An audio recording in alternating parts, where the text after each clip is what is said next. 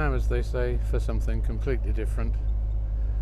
This is certainly going to be different from my last video where we went to Little Ellingham Vintage Working Show. Today we're going to be looking at a fascinating little church in a tiny little village of 60 households. It's the village of Merton in mid-Norfolk. It's about a mile and a half south of the market town of Watton, which we've been through on a couple of occasions previously in the Herald.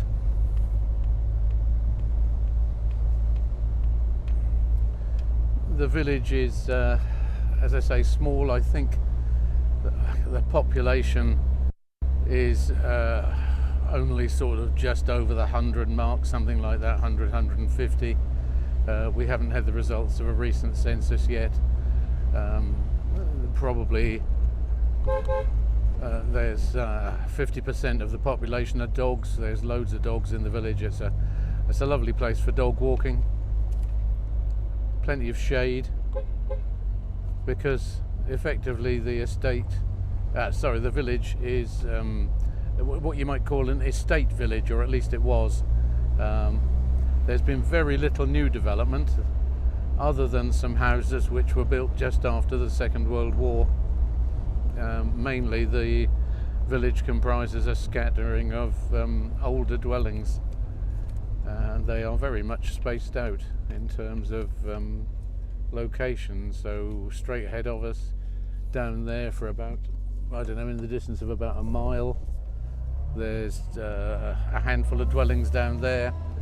Behind us in the direction that we've just come from, if you go another half mile from where we started, there's a few dwellings down there, and then there's a few dwellings off to the left hand side here, and somewhat incongruously on the left hand side, an aquatics business, an environmental business. It grows aquatic plants and has an environmental function.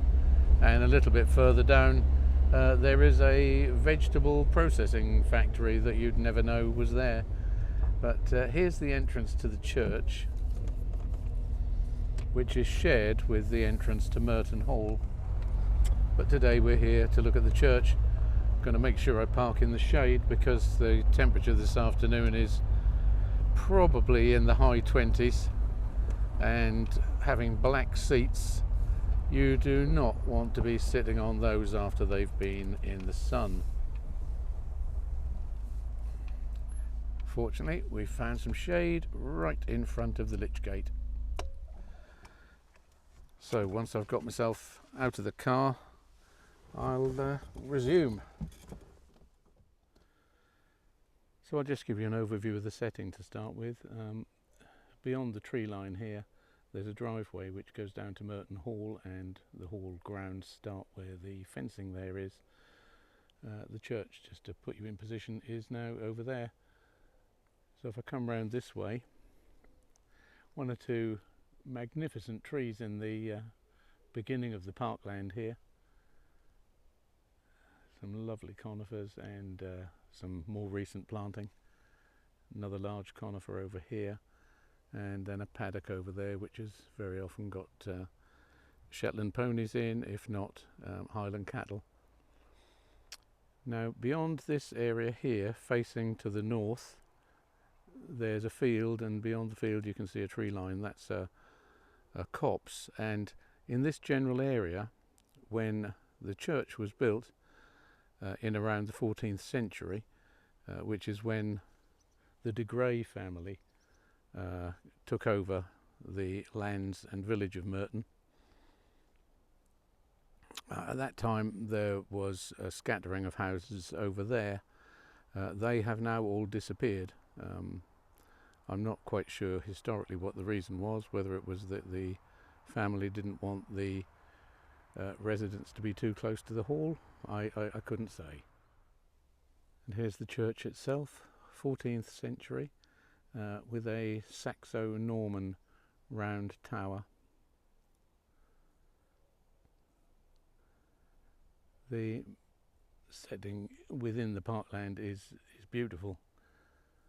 Originally there was a church here before the 14th century, but I think the de Grey family enclosed further parkland, and then the church had to be sort of accessed through the parkland as it now is. This is the north elevation. You'll see there's some fine tracery in the windows, some of which has needed to be repaired in the past. And here's the north porch, which is fairly plain. Here's a view of the churchyard. We're facing west. You may just be able to see Shetland pony grazing under that tree over there. So you're beginning to see, I think, why Merton Church is described as the church in the park.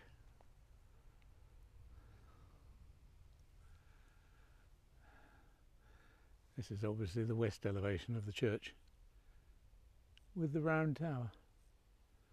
And I've talked previously in other videos about why the majority of flint churches have round towers.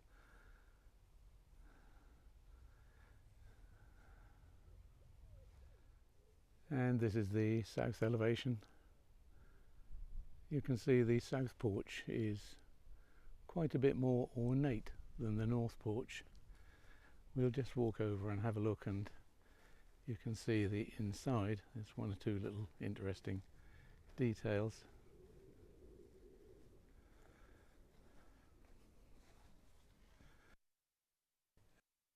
That bracket support has obviously been replaced, as has that one in the middle.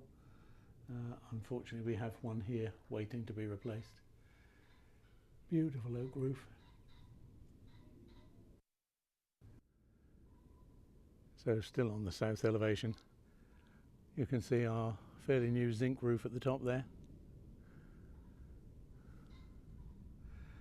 Now, I've been teasing a little bit about the church in the park. If I now swing round 180 degrees, here we have what you might call the pièce de résistance of the location of the church. It's built on relatively high ground, and it's thought that it was the result of spoil left by a retreating glacier in the last ice age. And I'm now walking slightly downhill, and then beyond the fence here, the railing, the ground slopes away more steeply. Beyond there we have the great pond. We're overlooking now the grounds of Merton Hall. That's the hall there in the distance, and to its right hand side is the gatehouse. The current hall is Victorian.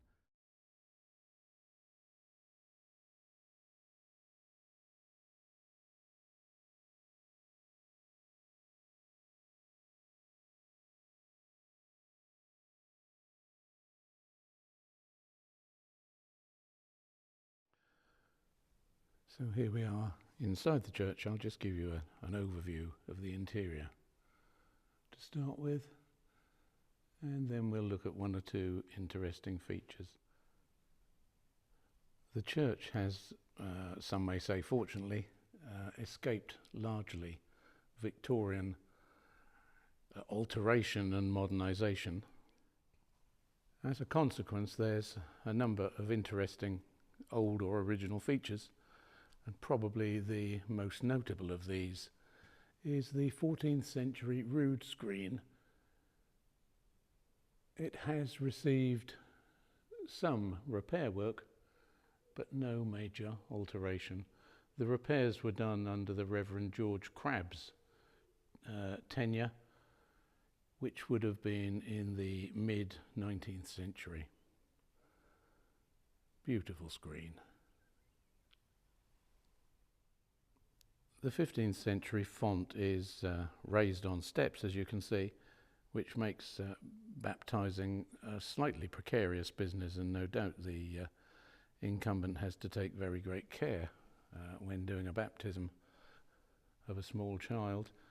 The carvings have unfortunately been subject to some defacement.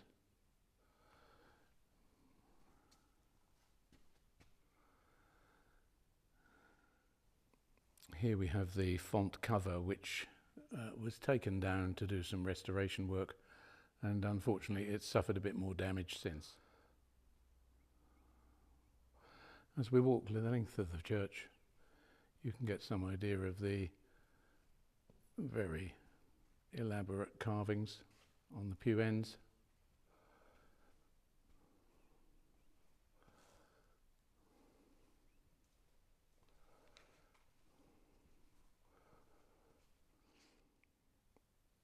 Here we have the Jacobean pulpit. It's what's called colloquially a two-decker. So we have access here at one level, and around here we have a small step up to the upper level.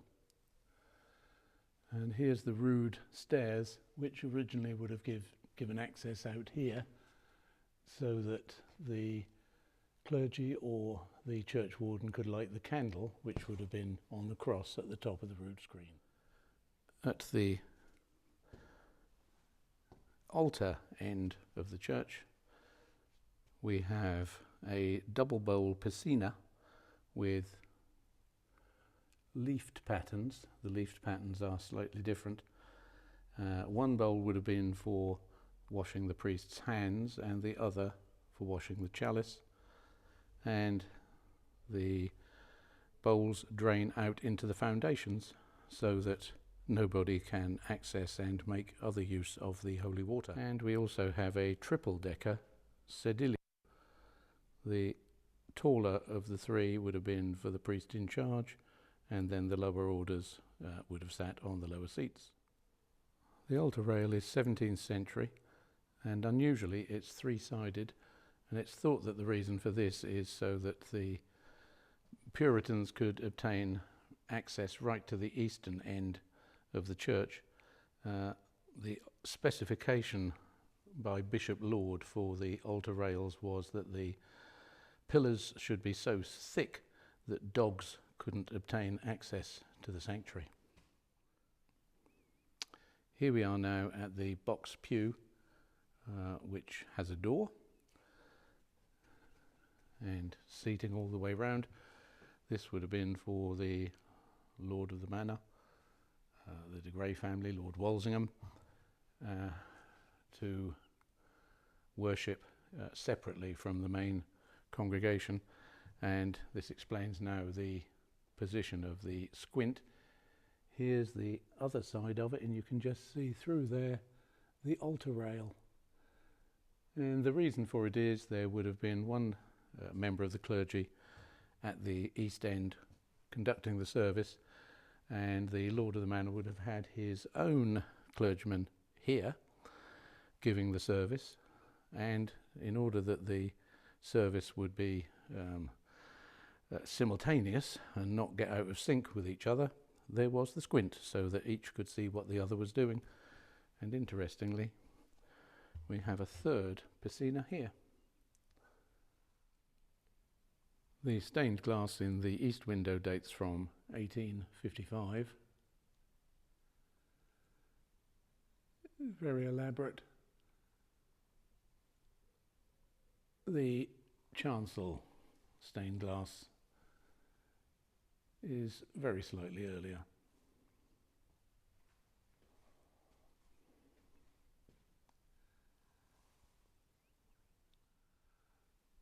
The glazing in the south aisle is interesting. You can see it includes crossed keys and a sundial.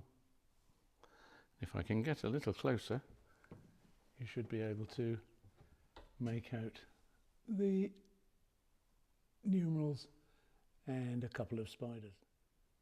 There are a number of interesting memorials in the church. I'm just including this one because it appeals very much to me. The way that the carving fits around the arch of the door, and the sculptor has projected the knee and the cloth over the arch of the sculpture. Clever detail. This is the memorial to Robert de Grey.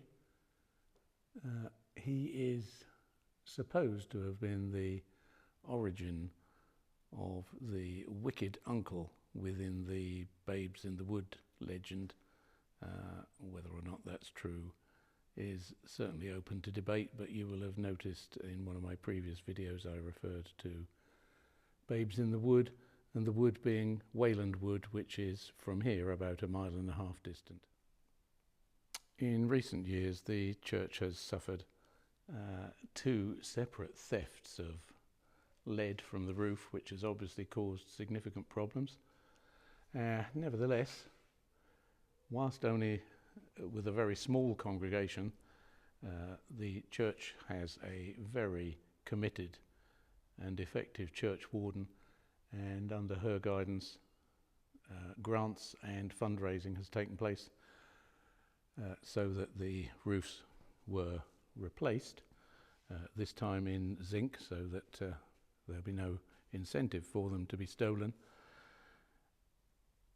The other thing that's been happening is some modernisation of the facilities, and this installation was made, I think, a couple of years ago now, and it may surprise you to know that here we have a kitchen unit and storage cupboards, so that enables the PCC and volunteers to serve refreshments at the church when we hold events. And one of the events that is held maybe once a year or possibly twice a year is an organ recital, which a series of recitals are currently given by the St. Peter Mancroft organist. Here's the organ.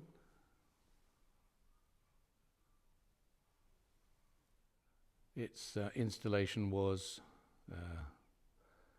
undertaken by Boggess & Co., renowned organ repairers, and the organist to whom I referred previously, Julian Haggart, was also very instrumental in helping. Here we have the back of the organ, which serves as a useful screen to the bell tower.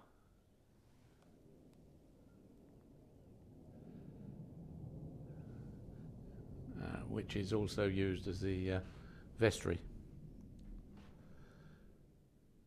If you're interested in any organ recitals or other activities at the church, we do maintain the church website.